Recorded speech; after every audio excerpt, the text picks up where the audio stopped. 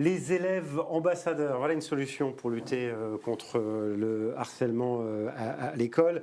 Jean-Pierre Bellon toujours avec nous. Noémie Agrand va nous rejoindre tout de suite, formatrice au Centre Résis, autrice de ce livre « De la rage dans mon cartable » que je vous invite vraiment à lire et présidente de l'association Génération Solidaire.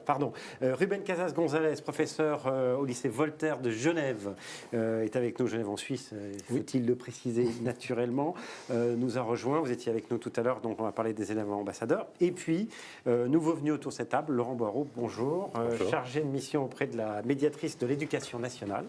Vous avez travaillé 5 ans au sein de la mission chargée de la prévention de la lutte contre la violence scolaire. Et vous dites, le programme phare, puisqu'on parle de programme phare, c'est un programme hyper pragmatique. Et la clé de la réussite, c'est une approche globale.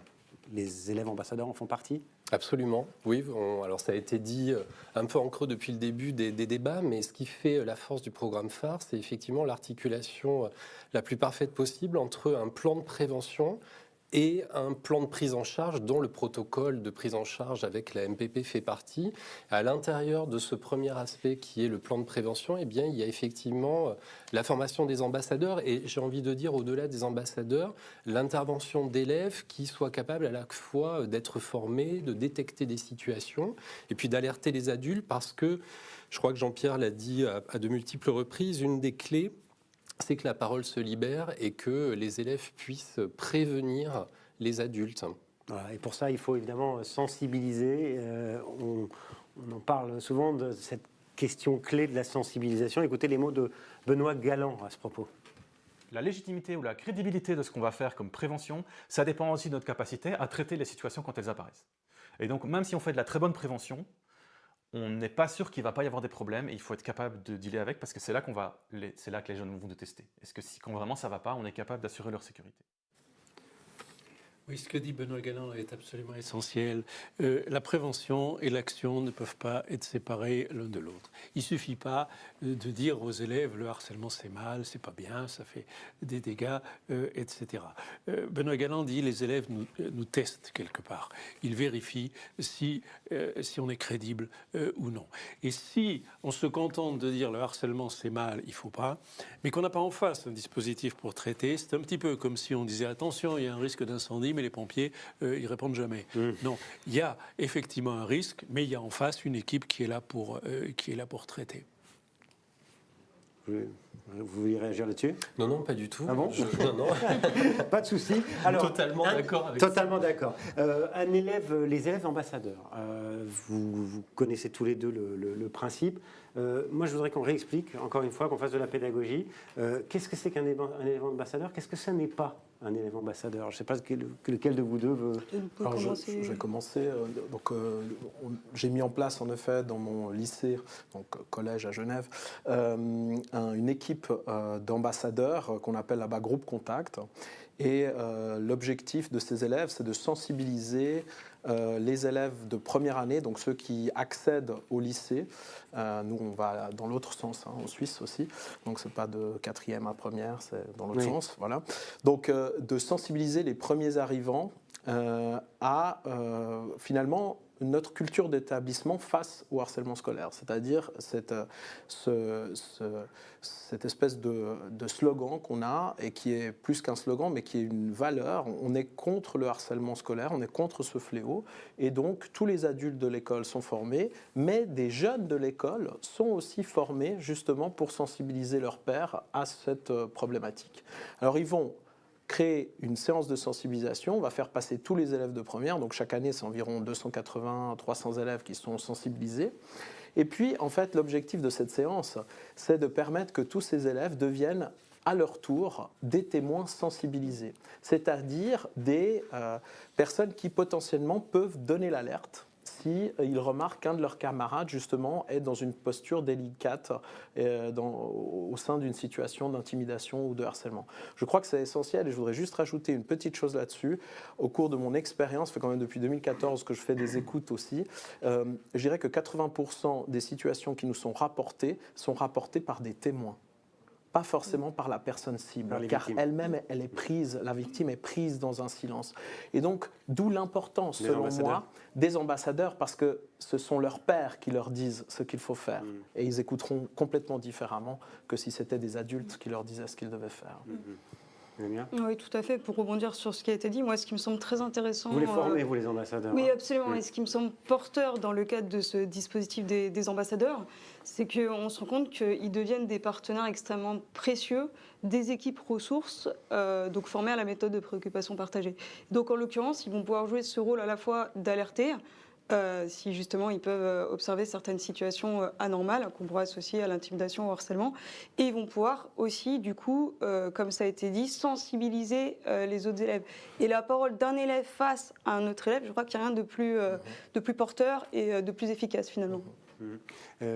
Ça doit pas être facile d'être élève ambassadeur. Enfin, je veux dire, c'est pas un job simple hein, à porter, non Alors, vis-à-vis des autres, tout ça. Enfin, c'est une question. Alors peut-être qu'il faut changer le regard là-dessus.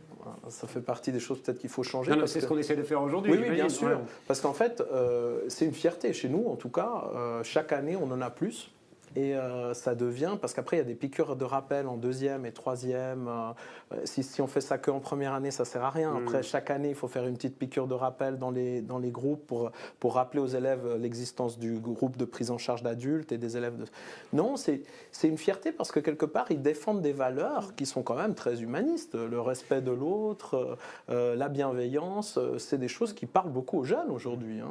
Ils ne sont pas tous dans une logique, je dirais, de compétition ou autre. Hein. Ouais. Enfin, quand même, il n'y a pas cette étiquette un peu de celui qui risque d'être considéré par les autres comme le faillot, celui qui va rapporter, celui qui va dénoncer. Je fais exprès de poser la question comme ça. Ah oui, mais il faut que les choses soient précisées d'entrée. Jamais on ne demandera à un élève de dénoncer qui que ce soit. Et moi, je pourrais comprendre qu'un élève ait des problèmes de conscience à dénoncer l'un de ses camarades. Ce qu'on leur demande, c'est de nous désigner qui ne va pas bien, qui est la victime. Et ça n'est plus de la dénonciation, c'est tout simplement de l'assistance à personne en danger.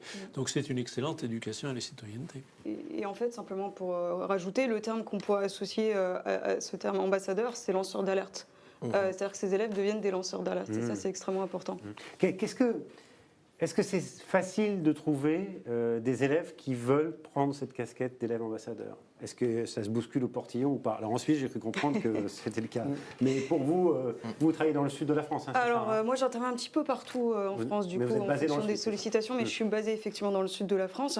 Quand on propose des actions, bon, déjà, c'est sur la base du volontariat, et c'est vrai qu'on a vraiment tout type de profils. Qui vont s'engager en tant qu'ambassadeurs. Ça peut être voilà, des élèves qui ont, à un moment donné, au cours de la scolarité, été confrontés à certaines situations. Certains qui ont une sensibilité aussi particulière et qui veulent s'engager justement contre ces situations d'injustice. Et donc, généralement, il y a quand même, voilà, on peut trouver quand même au moins 1 ou 2 élèves par classe qui vont avoir le souhait de s'engager dans cette optique, dans ce dispositif d'ambassadeur. Bon, c'est pas quelque chose qui est vraiment nouveau, hein, d'ailleurs, hein, les ambassadeurs. Ça a une vingtaine d'années déjà. Eh bien, on l'a créé en 2004. On ne s'appelait pas les ambassadeurs à l'époque.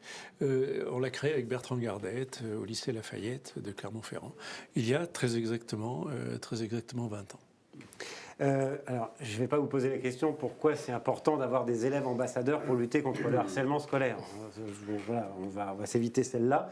En revanche, est-ce que depuis 20 ans, depuis qu'on petit à petit on met ça en place, on obtient des résultats qui sont meilleurs et qui permettent. Enfin, est-ce qu'on lutte mieux contre le harcèlement scolaire avec des élèves ambassadeurs? Oui, bien sûr. Non seulement Est-ce que c'est chiffré? Est-ce que c'est démontré? Oui, non seulement on lutte mieux contre le harcèlement scolaire, mais on améliore le climat scolaire global de l'établissement. Et on permet aussi à des instances qui existent, des instances d'apprentissage pré-politique, comme le Conseil de la vie collégienne, le Conseil de la vie lycéenne, d'avoir des sujets de fond auxquels s'intéresser. Parce que je rejoins ce que vous avez dit tout à l'heure, les jeunes sont extrêmement preneurs de ce type d'actions qui vont valoriser leur établissement. Et à partir du moment où il y a un travail d'appropriation justement des valeurs et du coup un développement du sentiment d'appartenance, on inverse justement les forces négatives pour en faire des forces d'identité et d'appartenance. Donc ça, c'est très important et les jeunes, ils sont très sensibles.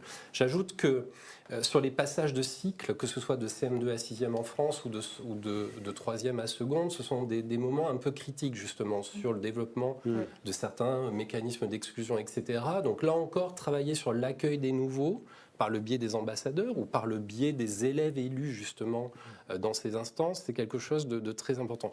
J'ajoute que sur la formation, donc 2004, la création par Jean-Pierre, même si ça ne s'appelait pas ambassadeur, mais les ambassadeurs lycéens, c'est 2015, les ambassadeurs collégiens, c'est 2018. Il y a des outils très précis de formation qui permettent d'éviter justement des dérapages, de faire en sorte que les ambassadeurs ne soient ni des médiateurs, ni des auxiliaires de justice qui pourraient traiter eux-mêmes les situations. Je crois que ça, c'est le piège absolument majeur. Oui. Et sur la plateforme, puisque Iman a évoqué la plateforme tout à l'heure, il y a des outils très précieux et très précis sur des séquences qui vont servir aux adultes à former les élèves ambassadeurs. Là, je crois qu'on a parlé de la formation des adultes pour participer à l'équipe ressources.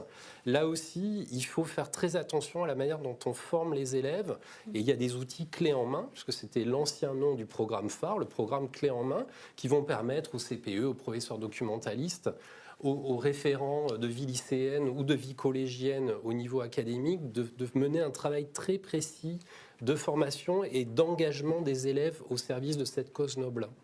Vous confirmez sur la formation, c'est capital C'est tous les deux. capital, bien sûr, bien sûr. Sur l'aspect concret des choses. Oui, et puis l'idée, c'est aussi de pouvoir tout mettre en œuvre pour que ces élèves qui s'engagent ne se retrouvent pas eux-mêmes en situation de danger, en fait, à un moment donné. Donc c'est pour ça que il y a tout un processus à respecter pour que les missions soient bien établies et précises. Je vais voir le côté suisse juste après, mais pardonnez-moi. Non, très sérieusement, quand vous avez été victime, ça existait dans les élèves ambassadeurs? Il y en avait ou pas? Alors pas du tout. À l'époque où moi j'étais au collège, il n'y avait absolument pas ce dispositif dans mon établissement Et ça aurait d'élèves changé quelque chose ambassadeurs. pour vous pensez ou pas? Ah, je pense que ça aurait pu tout changer, effectivement. Parce que moi, je pense que s'il y avait ne serait-ce qu'un témoin qui avait justement joué ce rôle de lanceur d'alerte, ça aurait pu absolument stopper cette situation d'injustice. J'en suis persuadée. Bon. Pour nuancer l'image un peu des élèves qui se bousculent au portillon que vous avez donné avant en Suisse, en tout cas à Genève, on est le seul établissement pour l'instant qui est équipé d'une équipe d'ambassadeurs.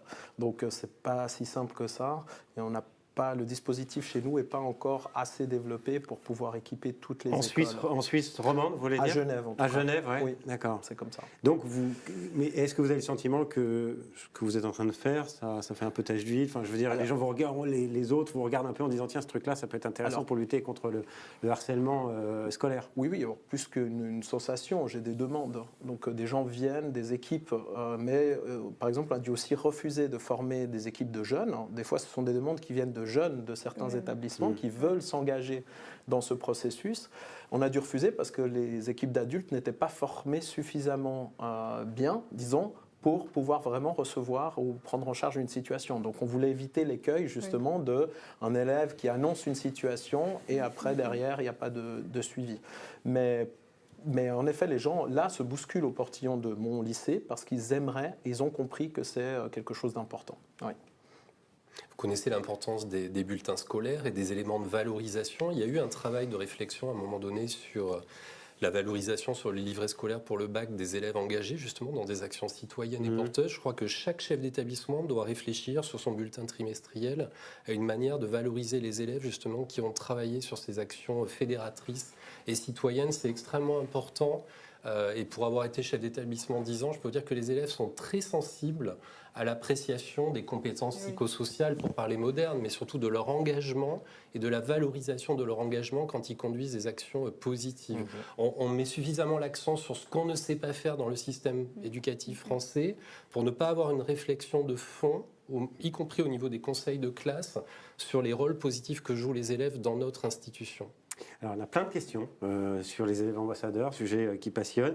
Comment recrute-t-on les élèves ambassadeurs? On en a un peu parlé, je ne sais pas si... il n'y a pas d'appel à candidature. En tout cas, il y a une autre question, c'est les meilleurs ambassadeurs sont-ils des délégués de classe? C'est Sylvie de Bordeaux qui demande ça. C'est une bonne question. Et c'était notre idée au départ, hein, quand on a lancé cela avec Bertrand Gardette en 2004. L'idée était bien de faire en sorte que les délégués soient actifs dans la lutte contre, le harcèlement.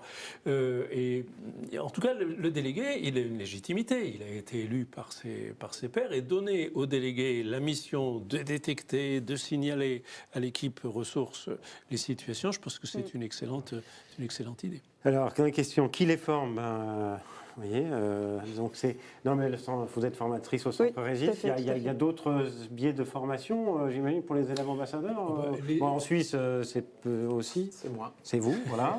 Les équipes ressources, les équipes qui sont déjà sensibilisées à la lutte contre le harcèlement et qui interviennent sont effectivement les mieux placées pour former les ambassadeurs. Le contenu de la formation, on en a un petit peu parlé aussi. J'avance parce qu'on a pas mal de sujets. La plateforme. Où trouver les bons outils? Sur la plateforme, on avait travaillé aussi avec Iman sur une campagne sur le rôle du témoin et puis sur le fait d'inverser les dynamiques dans l'établissement. Il y a une très bonne campagne qui a été un peu passée sous silence à cause du Covid qui s'appelle Les Héros. On retrouve ça sur le site du ministère, sur le site Non Harcèlement. Et puis les deux livrets avec des séquences d'EMC, des séquences clés en main en fait sur la plateforme phare. Une séquence pour les ambassadeurs, une séquence sur les cyber-ambassadeurs.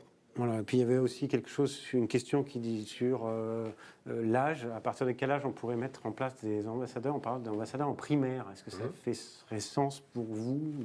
Pourquoi pas? Il y a quelques expériences qui ont été tentées. Pourquoi pas?